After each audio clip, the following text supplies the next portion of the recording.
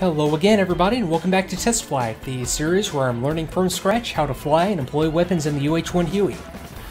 And in this edition I am going to get into takeoff, climb, and cruise, and start really getting into how the aircraft handles once I get into the air, and also get into setting up for a descent and landing. And again, I read a lot from the manual, and I read very quickly because I am kind of trying to get through it in a hurry and get into the good stuff, the systems and the weapons. But if you are interested in following along, keep it in mind that this is not the tutorial series yet. That's going to come later. But if you are following along and learning this as I go, feel free to pause and read along with me. But for now, let me go ahead and get into the air and get things going. Okay, so that's rearward flight and recommendations for control during landing. So probably solve a lot of the mysteries that I ran into right there. To initiate a landing, slowly reduce collective while simultaneously compensating for left yaw tendency. What? Yeah, exactly what I just said. Typically, the left skid will make contact first, followed by the right skid, and then the skid toes. Maintaining heading, vertical approach path, and preventing any slippage can be difficult. I require the pilot be prepared for the following inputs. Okay, I've got a tendency to yaw left due to decreased thrust on the rotor, requiring a measured input of right pedal. Exactly what I was experiencing. That makes a lot of sense. Decreased thrust of the tail rotor will produce a tendency for the helicopter to slide left, requiring more cyclic to the right. So yeah, that's exactly what I was seeing too. As the helicopter nears the ground effect will result in reducing rate and stabilized altitude, requiring an additional slight reduction of collective to push through the ground effect and continue descent. As before, reduction of collective requires input of the pedals to maintain heading. On contact, the fuselage will take on a ground attitude, which will move the thrust factor of the main rotor forward, resulting in a tendency to slide forward, requiring a measured pullback of the stick. Okay, I think I saw all of that. Okay, so during the approach, reduce the aggressiveness of the cyclic pedal input. Okay, but increased frequency, so less aggressive but more frequent inputs.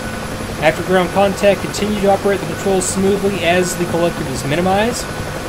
And when performing a vertical descent from an altitude of, I can't tell what that is, I think it's 15 feet or higher, ensure a sink rate less than 8.3 feet per second or 500 feet per minute. I'll be able to gauge that right here on my VVI. The sink rate greater than 8.3 feet per second can result in a vortex ring state, during which the sink rate can rise uncontrollably within 1 to 2 seconds to 2,000 feet per minute, which will lead to a hard landing and possible damage or destruction of the helicopter. So I'm getting the feeling that the vertical velocity indicator right here is going to be my best friend when I'm descending and low to the ground. So boy, that's 500 feet is the max that I ever want to be in a descent. So I'm probably going to want to move closer to the mid-range of that max, 200 to 300 feet per minute if I had to guess once we get into this. Okay, so I really think I've got the basics of that down. I'm going to press on into the normal takeoff and fly this thing around. To perform a normal takeoff, first look ahead approximately 100 to 150 feet. Okay, carefully push the cyclic forward to a pitch angle of -4 to -6. This would be obviously once I'm already into a hover. Because the force shift of the thrust vector, vertical component will be reduced, leading to a loss of altitude, so I'll have to compensate with collective, okay? Transitional maneuvers involving acceleration and deceleration produce balance changes in all axes, which require the pilot to control the pitch and roll using cyclic control and control the yaw using the pedals. Maintaining pitch. Okay, so when the speed reaches 15 to 20 knots, I'm going to float and go nose down, requiring a push forward of the stick to nudge the nose down and maintain a constant pitch angle. And I'm going to roll to the left, requiring a cyclic to the right. Okay, that's 15 to 20 knots, followed by 25 to 30 knots. I'm going to get left yaw, requiring reduced left pedal, because I'm already left pedal just in my basic hover configuration. Okay, got that.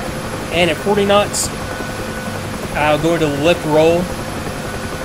So it's just going to be as I tick off these milestones, just maintaining control of the aircraft, essentially. Okay, 120 knots. The symmetry of lift begins to approach critical values, and the retreating blades on the left side begin to approach retreating blade stall conditions. That does not sound like something I want to get into. Leading to spontaneous lift roll. Such a condition requires a reduction of airspeed by a slight pullback on the cyclic. Okay. And then I get into some notes about max performance, coordinated climb, level acceleration, and comparison of techniques. I'll read that on my own. That's that's a lot of reading. Okay, so I do need to read ahead to the climb at least.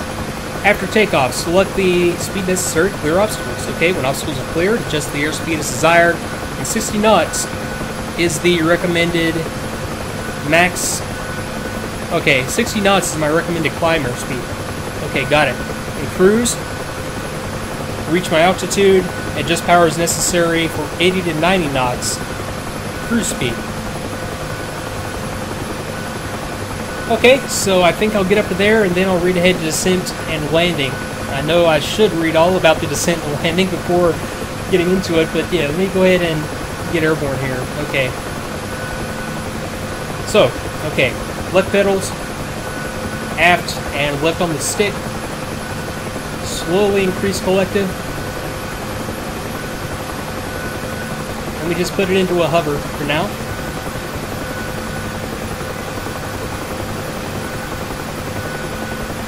Okay, much better. Boy, much better. Okay, 1 foot, 2 foot, 3 foot. Now I'm getting a little bit, okay, there I've got it. Okay, so I'm just going to initiate forward flight from here. So, okay, I'm in a hover. I'm going to go cyclic forward slightly. Okay, that's quite a pitch I got there. Okay, here comes 10 knots, and I'm getting a lot of noise. Okay, okay, there we go. I've got one of those effects. I'm reducing my pedal input. Sorry there, I was really concentrating on maintaining that pitch angle. Okay, 60 knots. This is my climb speed. Okay, so I think I see the key here. Okay, I'm going to control my, well, obviously I'm going to control my airspeed using pitch and control my rate of climb using collective. So I think that's the, if I had to guess, that's the way to do it. Okay, 70 knots, that's a little bit more airspeed than I want. Let me take it around here to the left a little bit and pick up some airspeed. Go for 80 to 90 knots is what the book was telling me. Okay, so, and yeah, once you get it, boy, once you get into the air and get the thing flying, all your troubles are gone. Because this is the most, boy, this is just smooth. This is just, feels extremely cool.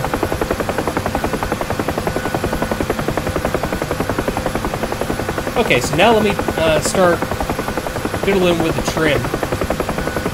I've got my my force trim button right here on my stick. That's normally what I would consider the weapons release button.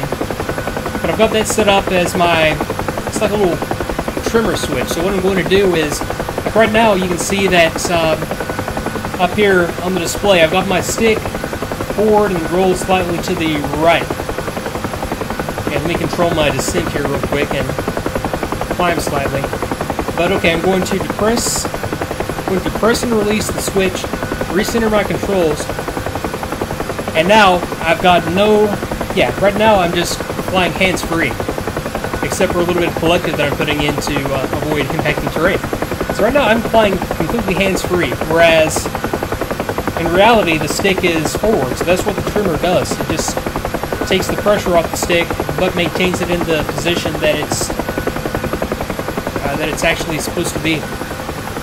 Okay, so I've got control now, putting in a little bit of left roll.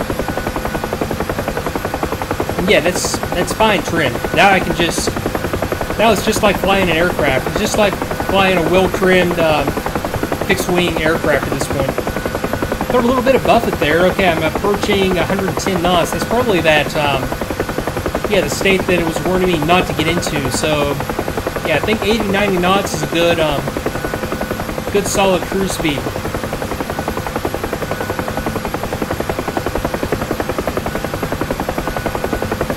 And sorry if the audio is off on this. I feel like I'm yelling because it's a very, very loud aircraft in my headphones. So I hope that's not the case. I hope I'm not just yelling into the mic and all the background noises aren't as bad as I think.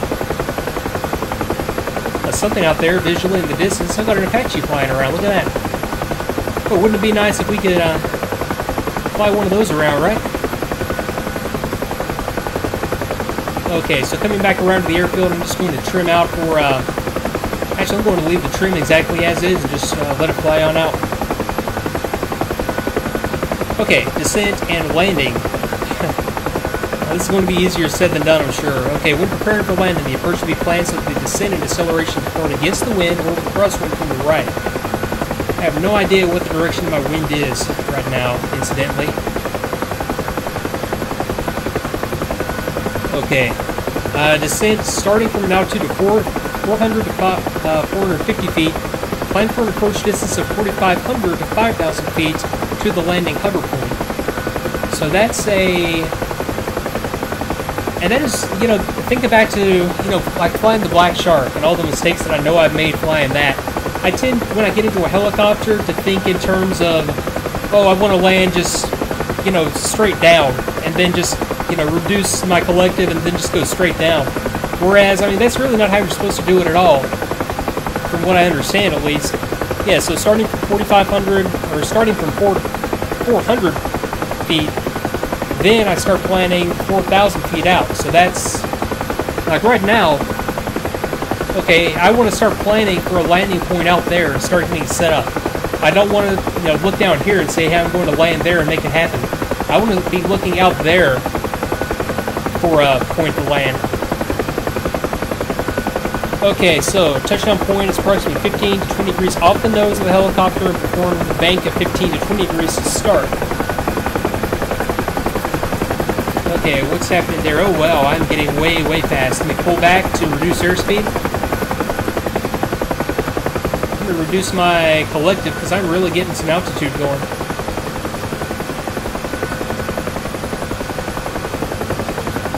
Okay, so high airspeeds really sneak up on you. In fact, let me just kind of trim out a little bit more for get into a little bit more of a descent. And folks, that's it for this edition. I hope you did enjoy it. And I will be back again with the continuation and get into the landing and the shutdown. So thanks again for watching. I will see you next time.